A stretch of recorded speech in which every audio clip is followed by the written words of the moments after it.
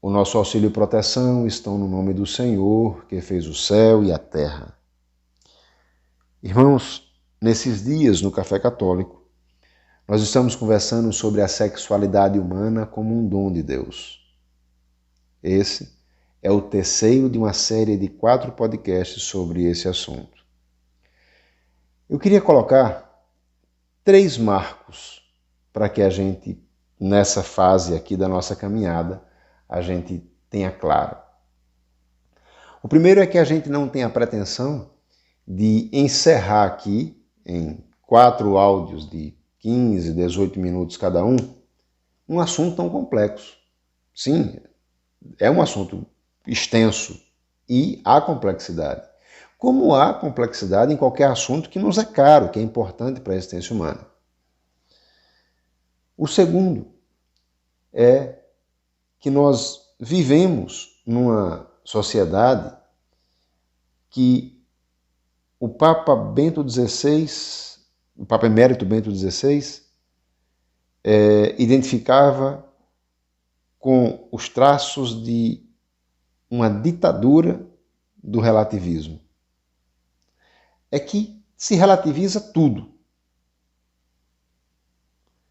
E um terceiro tópico é que a gente fala nesses assuntos de moral. Mas, em geral, quando a gente ouve essa palavra, a gente é levado a pensar em regras de conduta, em dicas e regras de comportamento. Sim, as regras de conduta virão, mas moral, primeiramente, não é um conjunto de regras de conduta. Moral é um conjunto de valores. Valores que dão sentido à vida humana.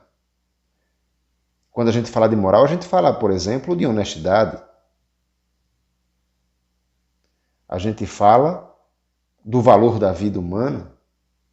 A gente fala do valor e da dignidade da pessoa humana. Isso são valores. A gente fala de verdade. Mas quando eu falo desses valores, quando eu falo desses assuntos, a minha fala pode ser inócua, ela pode não ter nenhuma repercussão, se eu não traduzo isso que eu falo, isso que eu penso, em atos concretos de respeito à honestidade, à verdade, à vida humana, ao sentido das coisas. Eu preciso traduzir isso. Se é verdade que eu sinto, que me importo, que isso tem peso para mim, eu preciso traduzir esses valores em atos concretos. Mas nunca será e não deve ser só o ato concreto pelo ato concreto sem eu ter nenhuma base para isso. Porque senão fica uma coisa meramente externa e artificial. E aí a gente deixa de viver a moral e entra no moralismo. E alguém já disse que o moralismo é o túmulo da moral. Esses 3 marcos eu queria que ficassem firmes, que a gente tivesse em mente. Vamos falar de alguns aspectos relativos à vida matrimonial e à relação sexual no matrimônio. E o que Deus pensou sobre isso? Né? Sim, a gente viu até agora que Deus pensou tudo. Né? Ele tudo criou. E ele também pensou isso. Também pensou na vida de marido e mulher. Também pensou na sexualidade, né? E nos atos próprios e nos atos sexuais. Primeiro já dissemos que a própria anatomia de homem e mulher já indicam que há ali um pensamento, que há ali um logos, que há uma lógica de Deus. Só na anatomia de homem e mulher já há ali uma lógica. Mas homem e mulher não têm só a anatomia. Eles têm sentimentos e eles têm atração e eles têm desejo E essa atração entre os sexos, foi posta também por Deus. Para quê? Para também realização humana e pessoal,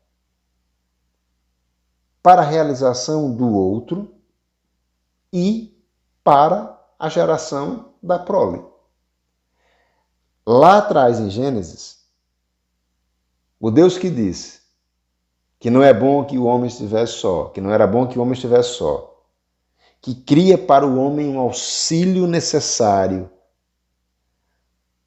O homem, quando olha para a mulher, diz: essa sim, carne da minha carne e osso dos meus ossos. O Senhor também disse: crescei e multiplicai. E a forma como Deus quis, pensou, para a gente crescer e multiplicar é numa relação sexual. Então, em si, como o meu corpo não é uma anomalia, né? Como o meu corpo não foi uma coisa acidental, como a minha biologia não é uma coisa acidental, a relação sexual não foi uma coisa acidental. Repito, não é um mal necessário, é um bem desejado, é um bem programado por nosso Senhor. E no ser humano, Deus quis que, além da necessidade da criação da prole, dos filhos, da perpetuação da espécie, também tivesse um aspecto de prazer. Quando Adão diz, com os olhos cheios, essa sim é carne da minha carne e osso dos meus ossos, ele está dizendo que ele se realiza de alguma forma com aquilo. E isso foi pensado por Deus. Na história da revelação, no magistério da igreja, nós vemos essas revelações do amor humano. E como Deus pensou isso. Por exemplo, no século IV, São João Crisóstomo dizia assim para os homens recém-casados, dando dica para como eles deveriam falar e tratar as mulheres. Vejamos isso. Um homem dizendo para a mulher: tomei-te em meus braços, te amo, te prefiro à minha própria vida. Porque a vida presente não é nada, e o meu sonho mais ardente é passá-la contigo. De maneira que sejamos certos de não sermos separados na vida futura que nos está reservada. Põe o teu amor acima de tudo. Nada me seria mais penoso que não ter os mesmos pensamentos que tu tens. Que coisa bela! São João Crisóstomo, século IV. Que coisa bela e profunda. O amor humano, amor entre um homem e uma mulher, que deseja ter os mesmos pensamentos, que nem imagina ter pensamentos diferentes. É uma comunhão, é uma unidade. Deus quis isso, tá? Deus quis isso. Essa unidade também se dará no matrimônio, no casamento, fisicamente. E, se dando no matrimônio, no casamento, fisicamente, ela é plenamente abençoada pelo Senhor. Plenamente abençoada pelo Senhor. O Catecismo da Igreja Católica, no número 2360, vai nos dizer assim: a sexualidade está ordenada para o amor conjugal entre homem e mulher. No casamento, a intimidade corporal dos esposos se torna um sinal e uma garantia de comunhão espiritual. Entre os batizados, os vínculos do matrimônio são santificados pelo sacramento. Vale a pena repetir um trecho aqui. No casamento, a intimidade corporal dos esposos, a relação sexual, o carinho, o afeto, se torna um sinal, olha só, aponta, e uma garantia de comunhão espiritual. Quando há amor entre um casal, quando há amor no matrimônio, acabamos de ler, pela graça que nos é dada na bênção do sacramento, essa união não será só de corpos. Ela é sinal e uma garantia de uma união espiritual, de uma comunhão espiritual. E Deus pensou nisso. E Deus quis assim. O Papa João Paulo II, na Familiares Consórcio, vai nos dizer assim de maneira tão bela, ainda sobre a relação entre marido e mulher. A sexualidade, mediante a qual o homem e a mulher se doam um ao outro nos atos próprios e exclusivos dos esposos, não é, em absoluto, algo puramente biológico, mas diz respeito ao núcleo íntimo da pessoa humana como tal. Ela só se realiza de maneira verdadeiramente humana se for parte integral do amor com o qual homem e mulher se empenham totalmente um com o outro até a morte. Ele diz que os atos são próprios e exclusivos dos esposos. Aqui não dá para dourar a pílula, né? Não dá para ter meia palavra. Para Deus. A relação sexual abençoada é a relação sexual que se dá no matrimônio. E quando essa relação se dá no matrimônio e esposo e esposa têm essa consciência, o catecismo nos diz que essa relação é sinal e garantia e penhor de comunhão também espiritual. Então, que bobagem dizer que sexo para a igreja é tabu. Não é tabu para Deus, porque seria para a igreja. Sexo é só para a procriação. Não. Deus quis que as duas funções da geração da prole e do prazer, de comunhão entre os esposos, estivessem presentes na relação sexual. Mas para que isso seja, como diz a palavra, algo verdadeiramente humano, que verdadeiramente me completa, precisa estar junto, num conjunto, numa relação que tem os sinais que São Paulo vai dizer na carta aos Efésios, no capítulo 5. São Paulo compara o casamento entre homem e mulher com a relação entre Cristo e a sua igreja. E ele vai dizer que esse mistério é grande. Marido, amai vossas esposas como Cristo amou a igreja e por ela se entregou. A comparação que São Paulo faz entre um marido e uma mulher casados na igreja, que receberam o sacramento, é a comparação do Cristo, esposo, com a sua esposa, a igreja. Que belo isso! Quando uma relação sexual se dá fora desse contexto, em qualquer situação,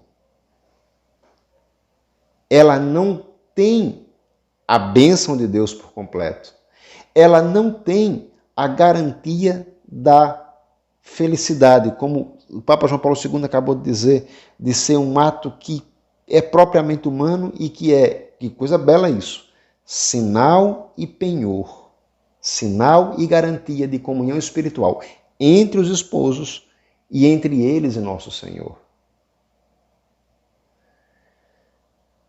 Como a gente vive nesse relativismo moral e esse relativismo geral, as pessoas relativizam tudo e vão deturpando valores tão graves e tão sérios, por exemplo, como o amor. E, em nome do amor, entre aspas aí, se permite e se faz tudo. E que, se há uma característica que há profunda no amor, é não ser egoísta. E em tantas dessas relações que a gente vê por aí, há tanto egoísmo. Mas as pessoas relativizam tudo, inclusive o amor. E também a relação sexual. Se relativizam o amor, imaginem a relação sexual. E aí, quando ouvem a igreja dizer, primeiro, que essa beleza foi pensada por Deus, acham estranho. Porque, peraí, então não é tabu para a igreja? Não, não é tabu para o seu Senhor, porque vai ser tabu para a igreja. Mas, dizer que não é tabu, não é dizer que eu vou tratar de qualquer jeito.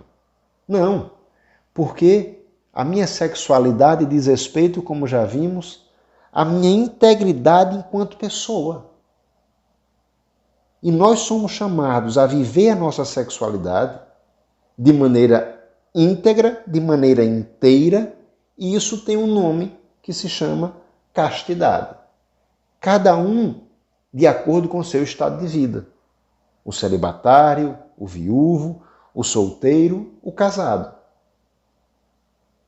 Mas a relação sexual é algo que é próprio, é assim que nosso Senhor vê, para os casados. Fora disso, ela é pecado. Não dá para, repito, dourar a pílula, não dá para ter meia conversa aqui, não dá para tergiversar. É isso que a revelação nos mostra. Ora, eu preciso olhar para tudo na minha vida, inclusive, eu tenho feito essa ressalva, né? Inclusive para a sexualidade, como estando ordenada pelo meu Senhor. Que área da minha vida eu posso deixar fora do senhorio de Cristo? Seria a sexualidade? Se for, nós estamos como aquele jovem rico, que fez tanta coisa para nosso Senhor, que pagava dízimo, que cumpria, né, tantos mandamentos, mas nosso Senhor chegou e pediu uma coisa que era mais íntima lá no coração dele. Ele olhou com um olhar pesaroso e saiu.